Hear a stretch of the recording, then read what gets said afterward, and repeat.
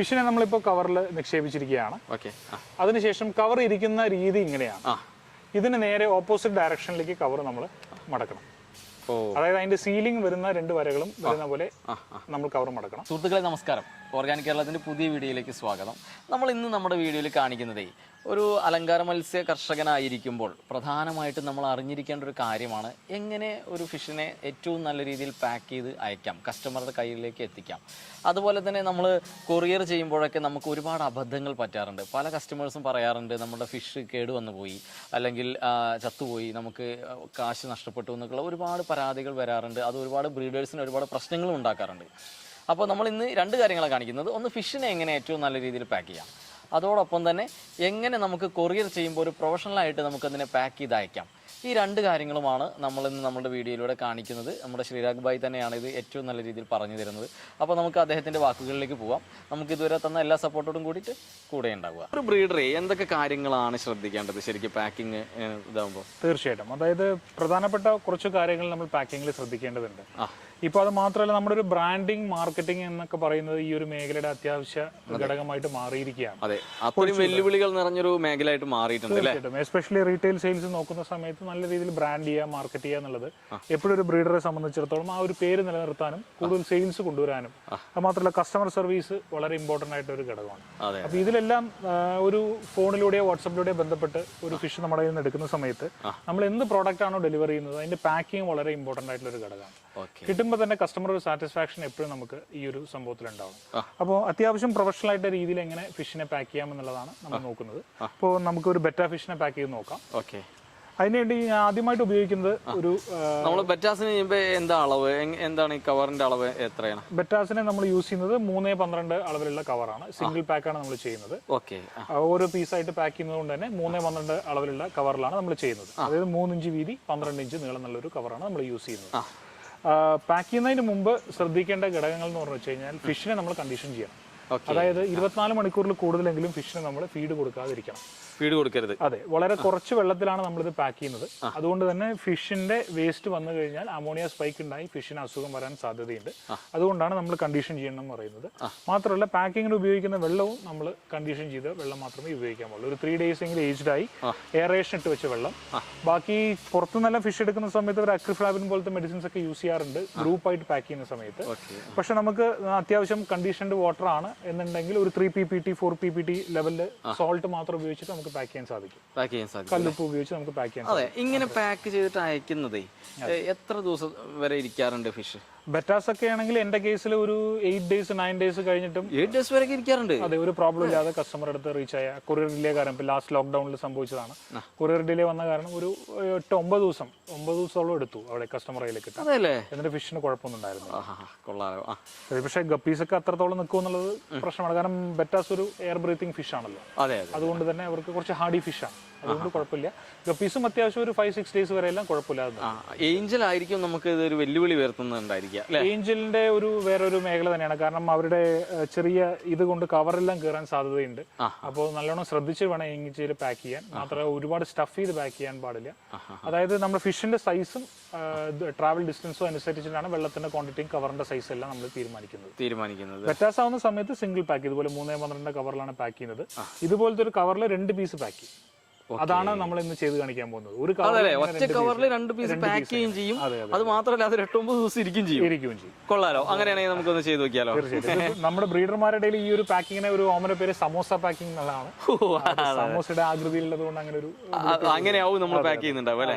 തീർച്ചയായിട്ടും. ഓക്കെ, നമുക്കൊന്ന് നോക്കിയാലോ? തീർച്ചയായിട്ടും. ആദ്യമായി നമ്മൾ 3x12 കവർ എടുക്കുക. കവർ എടുത്തതിന് ശേഷം നമ്മൾ കണ്ടീഷൻഡ് ആയിട്ടുള്ള ഏജ്ഡ് വാട്ടർ ആണ് യൂസ് ചെയ്യുന്നത്. അപ്പോൾ ജസ്റ്റ് പാക്കിങ്ങിന്റെ അളവിന് വേണ്ടി ഞാൻ ഒരു ക്യാപ്പ് മാറ്റി വെച്ചിട്ടുണ്ട് അതിനു വേണ്ടി. അത്രയും വെള്ളം മാത്രം നമ്മൾ ഏകദേശം എത്ര ml ഉണ്ടായിരിക്കും? എത്ര ml എന്ന് കൃത്യമായിട്ട് അറിയില്ല. ഒരു കുറച്ച് ഒരു പാക്കിംഗ് കവറിന്റെ ഒരു 15-20% ഈ ഒരു ലെവലുള്ള വെള്ളം മാത്രം നമ്മൾ ഉപയോഗിച്ചിട്ടുണ്ട്. അതെ.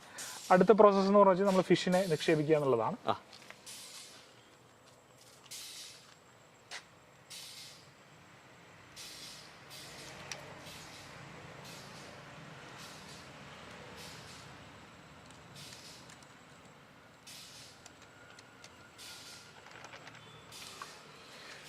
ഫിഷിനെ നമ്മൾ കവറിലാക്കി. അതിനുശേഷം കവർ ഇരിക്കുന്ന രീതി ഇങ്ങനെയാണ്. ഇതിന് നേരെ ഓപ്പോസിറ്റ് ഡയറക്ഷനിലേക്ക് കവർ നമ്മൾ മടക്കണം. അതായത് അതിന്റെ സീലിംഗ് വരുന്ന 2 വരകളും വരുന്ന പോലെ നമ്മൾ കവർ മടക്കണം. അതിനുശേഷം നമ്മൾ ഉപയോഗിക്കുന്നത് നമ്മൾ നോർമൽ സീലിംഗ് മെഷീനാണ് നമ്മൾ യൂസ് ചെയ്യുന്നത്. ഓക്കെ, സീലിംഗ് മെഷീനിലേക്ക് നമ്മൾ ഇത് കൃത്യമായി വെച്ചതിന് ശേഷം എയർ നമുക്ക് ലോഡ് ചെയ്ത് ടൈറ്റായിട്ട് പാക്ക് ചെയ്യണം. അപ്പോൾ ഏറ്റവും അറ്റത്ത് വെച്ചതിന് ശേഷം അപ്പോൾ അത് പകുതി പ്രസ് ചെയ്തിട്ട് നമ്മൾ മൊത്തമായിട്ട് വലിച്ച് ജസ്റ്റ് ഒന്ന് പ്രസ് ചെയ്ത് ഇവിടെ വെച്ച് പക്ക കറക്റ്റ് ആയിട്ടോ അല്ലേ? കറക്റ്റായിട്ട് നമുക്ക് ഇതാണ് നമ്മുടെ സമൂസ പാക്കിംഗ് അല്ലേ? ഇപ്പോൾ ഈ ഒരു ഫിഷ് ഇതിൽ പാക്ക്. ഓക്കെ, പിന്നെ ഒരു 9 ദിവസം വരെ ഒരു കേടും കൂടാതെ ഇരുന്നോളൂ. ഇനി അടുത്തത് വേറെ ലീക്കോ കാര്യങ്ങളൊന്നുമില്ല, എയർ ടൈറ്റ് ആണ്. നമ്മൾ പ്രസ് ചെയ്ത് നോക്കിയാൽ നമുക്ക് അറിയാൻ സാധിക്കും. ഇനി ഇതിന്റെ മുകളിൽ നമുക്ക് വേറെ ഒരു ഫിഷിനെ കൂടെ പാക്ക് ചെയ്യാം. ഓക്കെ, അതും കൂടി ഒന്ന് ചെയ്ത് നോക്കാം. അതിന് മുമ്പായിട്ട് നമ്മളിതിന്റെ അടിഭാഗം ഒന്നുകൂടെ സീൽ ചെയ്ത് ഇതിനെ ഒന്ന് ഒരു ഡബിൾ സീലിംഗ് കൊടുത്ത് നമ്മളൊരു ഉറപ്പ് വരുത്തുക. ഒരു ഫിഷ് ഇവിടെ ഇരിക്കുന്നുണ്ട്, അതിന്റെ മുകൾ ഭാഗം നമുക്ക് അടുത്ത ഫിഷിനെ പാക്ക് ചെയ്യാം.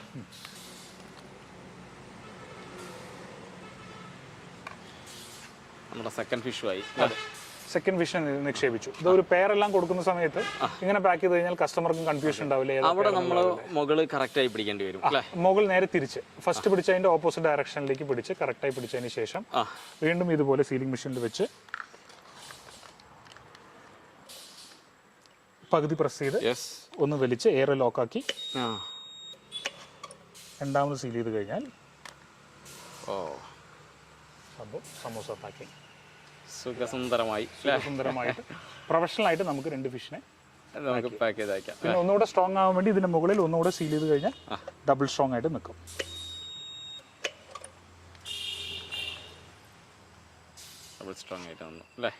കൊള്ളാം. അടുത്തായിട്ട് ഇപ്പോൾ ഗപ്പീസ് നമുക്ക് എങ്ങനെ പാക്ക് ചെയ്യാൻ നോക്കാം. ഗപ്പീസിനെ സംബന്ധിച്ചിടത്തോളം നമ്മൾ സിംഗിൾ പെയറൊക്കെ അയക്കുന്ന സമയത്ത് സെയിം കവർ തന്നെയാണ് പെയർ നമ്മൾ അയക്കുന്ന സമയത്ത് യൂസ് ചെയ്യുന്നത്. ഇപ്പോൾ ക്വാണ്ടിറ്റി കൂടുതലുണ്ടെങ്കിൽ നമുക്ക് മെയിൽസ് മാത്രം ഒരു കവറിലും ഫീമെയിൽസ് ഒരു കവറിൽ യൂസ് ചെയ്യാം. പക്ഷേ ഈ സീൽ ചെയ്ത് പാക്ക് ചെയ്യുന്ന സമയത്ത് മിക്കവാറും ഈ ചെറിയ കവറാണ് നമുക്ക് കൺവീനിയന്റ് ആയിട്ടുള്ളത്. ഗപ്പി ഇതുപോലെ തന്നെ ഫിഷ് നമ്മൾ കണ്ടീഷൻ ചെയ്യണം. ഫീഡ് കൊടുക്കാതെ 24 hours നമ്മൾ ഇട്ടതിന് ശേഷം കണ്ടീഷൻഡ് വാട്ടർ തന്നെയാണ് യൂസ് ചെയ്യുന്നത്. ഗപ്പീസിനെ യൂസ് ചെയ്യുന്ന സമയത്ത് വെള്ളത്തിന് അളവ് കുറച്ച് കൂടുതൽ വേണം. ഞാൻ ഇതിന്ന് ഒരു സിംഗിൾ പീസ് ആണെങ്കിൽ ഒരു 2 ക്യാപ്പാണ് ഉപയോഗിക്കാറ്. ബറ്റാസിന് 1 ക്യാപ്പേ ഉപയോഗിക്കുന്നുള്ളൂ. അതിനുശേഷം ഫിഷിനെ നമ്മൾ നിക്ഷേപിക്കുന്നു. ഗപ്പീസ് പിന്നെ നമുക്ക് ഇങ്ങനെ രണ്ടായിട്ട് ഇടാൻ കഴിയുണ്ടാവില്ല അല്ലേ? ഗപ്പീസ് രണ്ടായിട്ട് ഇടാൻ സാധിക്കില്ല.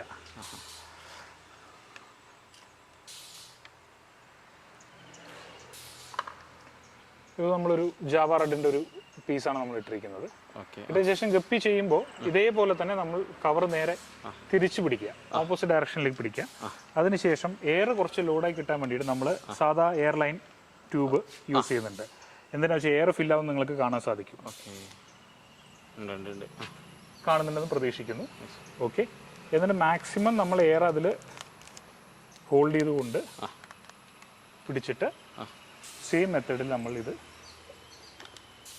ലോക്ക് ചെയ്ത് വെച്ച് സീൽ ചെയ്യുന്നു. ഇങ്ങനെയാവുന്ന സമയത്ത് നമുക്ക് എയറും ഇതുപോലെ തന്നെ കിട്ടും. അതുപോലെ ശരിക്കും ഒരുപാട് ടൈം തന്നെ കിട്ടും അല്ലേ? വളരെ സിമ്പിളാണ്. ഇപ്പോൾ ബെറ്റാസിനെ സംബന്ധിച്ചിടത്തോളം നമുക്കൊരു ദിവസം 500 പീസൊക്കെയാണ് ഓർഡർ ഉണ്ടാവാറ്. ഹോൾസെയിൽ ആണല്ലോ അല്ലേ? ഹോൾസെയിൽ നല്ല രീതിയിൽ ചെയ്യുന്നുണ്ട്. അത് സ്ഥിരമായിട്ടുള്ള കസ്റ്റമേഴ്സ് ഉണ്ട്. അപ്പോൾ ഇത്രയും പീസെല്ലാം നമ്മൾ പാക്ക് ചെയ്യാന്ന് വെച്ച് കഴിഞ്ഞാൽ റബ്ബർ ബാൻഡ് കൊണ്ട് പാക്ക് ചെയ്യാന്ന് പറഞ്ഞാൽ ഒരു നടക്കാത്ത സംഭവമാണ്. ഇതാവുന്ന സമയത്ത് വളരെ സിമ്പിൾ ആയിട്ട് പാക്ക് ചെയ്യാം. ഗപ്പീസ് ആകുമ്പോൾ നമ്മൾ ശ്രദ്ധിക്കേണ്ട ഒരു കാര്യം കൂടിയുണ്ട്. ഈ കോർണേഴ്സ് എപ്പോഴും ടേപ്പ് ചെയ്ത് കൊടുക്കുന്നത് വളരെ നല്ലതാണ്. ഈ കോർണറിൽ പോയി കുടുങ്ങുന്നത് അതെ ഗപ്പീസിനുണ്ട്. അതിപ്പോൾ നമുക്ക് ജസ്റ്റ് ഒന്ന് ഇൻവേർട്ട് ചെയ്തതിന് ശേഷം നമ്മളൊരു ട്രാൻസ്പെറൻറ്റ് ടേപ്പ് എടുത്ത് നമുക്കിതൊന്ന് ടേപ്പ് ചെയ്ത് കൊടുക്കാം. ജസ്റ്റ് ഒന്ന് സ്റ്റിക്ക് ചെയ്ത് മരണം സംഭവിക്കുന്നത് കുറയും. വളരെ വളരെ കുറവായിരിക്കും. അത് മാത്രമല്ല ബാലൻസ് ഉള്ള ഇത് നമുക്ക് ടേപ്പ് ചെയ്ത് 2 എൻഡും ഇതുപോലെ നമ്മൾ ടേപ്പ് ചെയ്ത് കൊടുക്കണം. ഓക്കെ,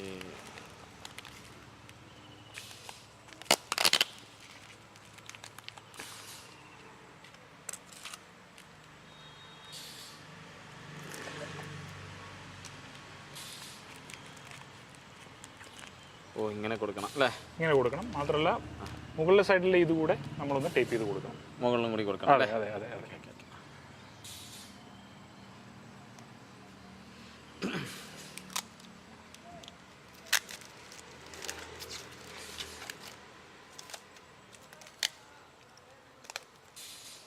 ഓ അങ്ങനെ.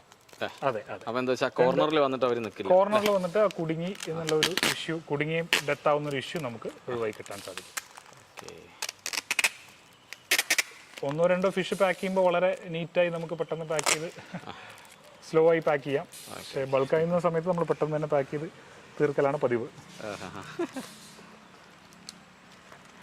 ഇങ്ങനെ ചെയ്ത് കഴിഞ്ഞാൽ നമുക്കിതിപ്പോൾ എല്ലാം റൗണ്ടഡ് എഡ്ജസ് ആണ്. ഫിഷ് എങ്ങനെ ട്രാൻസ്പോർട്ടേഷനിൽ ചെരിഞ്ഞാലും തിരിഞ്ഞാലും ഒന്നും ഫിഷിനൊന്നും സംഭവിക്കുന്നില്ല. ഈ ലെവലിലാണ് നമുക്ക് വളരെ സേഫായിട്ട് ഫിഷ് ഇരുന്നോളും. അത്യാവശ്യത്തിന് നല്ല എയറും ഉണ്ട്. എന്നാൽ പ്രഷറിലല്ല നമ്മൾ പാക്കിങ്, ശ്രദ്ധിച്ചാൽ കാണാൻ സാധിക്കും. നമുക്കൊന്ന് പ്രസ് ചെയ്ത് കഴിഞ്ഞാൽ സ്ലൈറ്റ്ലി ഇതാവണം, അല്ലാതെ ഫുൾ പ്രഷറിൽ.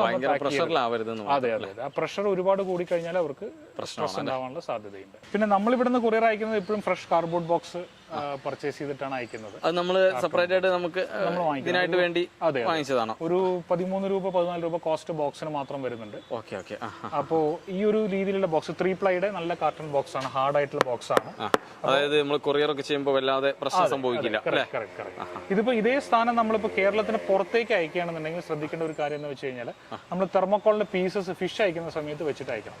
ടെമ്പറേച്ചറിന് ഒരു ഇഷ്യൂ വരാതിരിക്കാൻ വേണ്ടി തെർമോക്കോളിൽ ബോക്സിൽ അയക്കാൻ പറ്റുകയാണെങ്കിൽ ഏറ്റവും നല്ലത്. ലോങ് ഡിസ്റ്റൻസ് ട്രാവലിന് ഇങ്ങനത്തെ ആണെങ്കിൽ തെർമോക്കോളിന്റെ പീസ് വെക്കണം. കാരണം എന്താ വെച്ചാൽ തെർമോക്കോൾ ബോക്സ് കോസ്റ്റ്ലി ആണ് നമ്മൾ വാങ്ങിക്കുന്ന സമയത്ത്. പിന്നെ സെക്കൻഡ് ഹാൻഡ് അന്വേഷിച്ച് കിട്ടാൻ സാധ്യത കുറവാണ്.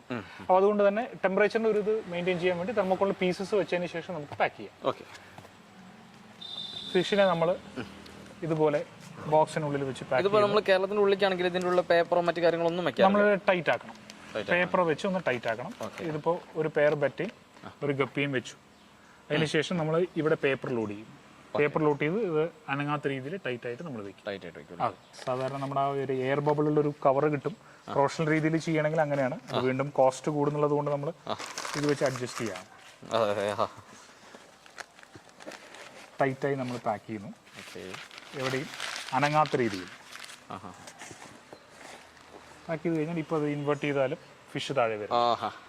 അത്രയും ടൈറ്റായ രീതിയിൽ. അതിനുശേഷം പിന്നെ നമ്മൾ അടുത്ത പ്രോസസ് ടേപ്പ് ചെയ്യാണ് ചെയ്യുന്നത്. ലോക്ക് ചെയ്തിട്ട് 4 സൈഡ് നമ്മൾ ഇട്ട് കഴിഞ്ഞാൽ ഒരു പിടുത്തം അതിന് ഓൾറെഡി ഉണ്ടാവും. ഇതൊക്കെ വളരെ ചെറിയ പോയിന്റ്സ് ആണ്. പക്ഷെ അതൊക്കെ വളരെ പ്രധാനപ്പെട്ട ഘടകം തന്നെയാണ്. തീർച്ചയായിട്ടും സാധാരണ രീതിയിൽ മടക്കാതെ അങ്ങോട്ടും ഇങ്ങോട്ടും ലോക്ക് ചെയ്തിട്ടുള്ള ഒരു ടൈപ്പിലാണ് നമ്മൾ ഇതിട്ടിരിക്കുന്നത്. അപ്പോൾ ഓൾറെഡി ലോക്കായി. അടുത്തതായി നമ്മൾ ഇത് ടേപ്പ് ചെയ്യണം.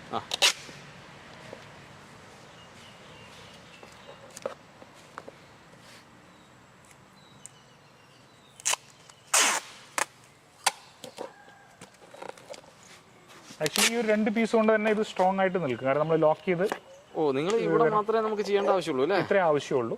പിന്നെ നമുക്ക് സേഫ്റ്റിക്ക് വേണമെങ്കിൽ 2 പീസ് കൂടെ ഒട്ടിച്ച് ചെയ്യാന്ന് മാത്രം. കാരണം ഇതിപ്പോൾ ഫിഷ് അവിടെ മുകളിൽ സ്ട്രോങ് ആയി നിൽക്കുന്നുണ്ട്, താഴെ വീഴില്ല. അതെ.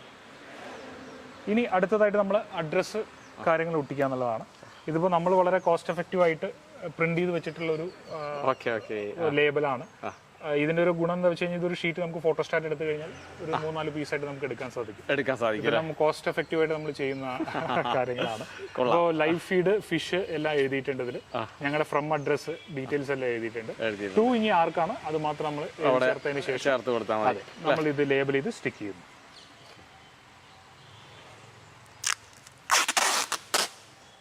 എപ്പോഴും ഇത് സ്റ്റിക്ക് ചെയ്യുന്ന സമയത്ത് കംപ്ലീറ്റ് ആയിട്ട് നമ്മൾ ട്രാൻസ്പെറന്റ് ആയിട്ടുള്ള സ്റ്റിക്കർ കൊണ്ട് ഇത് കവർ ചെയ്യാൻ ഉദ്ദേശിക്കുക. കാരണം ഇൻ കേസ് ഒരു തുള്ളി വെള്ളമോ മറ്റോ വീണോ അഡ്രസ്സോ ഡീറ്റെയിൽസോ ഒന്നും മാഞ്ഞു പോരുത്. അതിനുകൊണ്ടാണ് നമ്മൾ ഇത് കംപ്ലീറ്റ് ആയിട്ട് ഇങ്ങനെ പാക്ക് ചെയ്യുന്നത്.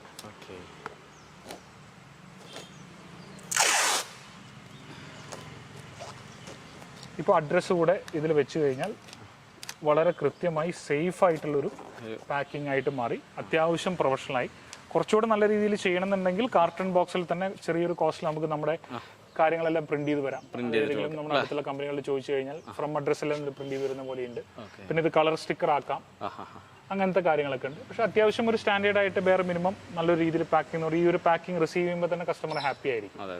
സുഹൃത്തുക്കളെ, അപ്പോൾ നോക്കൂ എത്ര മനോഹരമായിട്ടാണ് ഒരു മീൻ ഒരു കസ്റ്റമറുടെ കയ്യിലേക്ക് അയച്ചു കൊടുക്കുന്നതെന്ന് നിങ്ങൾക്ക് മനസ്സിലായില്ലേ? നോക്കൂ, ഇതൊരു ബ്രീഡറെ സംബന്ധിച്ച് വളരെ സിമ്പിളാണെന്ന് തോന്നാമെങ്കിലും, കാണുമ്പോൾ നമുക്ക് സിമ്പിളാണെന്ന് തോന്നാമെങ്കിലും ഒരു ബ്രീഡറെ സംബന്ധിച്ചുള്ള ഏറ്റവും വലിയ കാര്യമാണ്.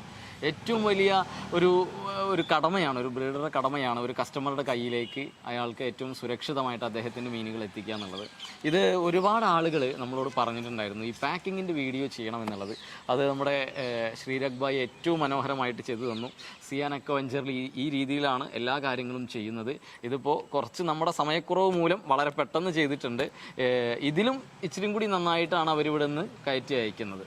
അപ്പോൾ തീർച്ചയായിട്ടും ഇദ്ദേഹത്തെ കോൺടാക്ട് ചെയ്യണം. ഫിഷ് ആവശ്യമുള്ളവരും അദ്ദേഹത്തിൻ്റെ അടുത്ത് നിന്ന് ഒരുപാട് അറിവുകൾ നിങ്ങൾക്ക് കിട്ടും. അങ്ങനെ അത്രയും കാര്യങ്ങൾ അദ്ദേഹം സെർച്ച് ചെയ്തിട്ടാണ് ഈ ഫാമും കാര്യങ്ങളെല്ലാം ചെയ്യുന്നത്. അപ്പോൾ തീർച്ചയായിട്ടും ഇദ്ദേഹത്തെ പോലെയുള്ള കർഷകരെ ലോകമൊട്ടാകെ എത്തിക്കുക. നമുക്ക് ഇതുവരെ തന്ന എല്ലാ സപ്പോർട്ടോടും കൂടിയിട്ട്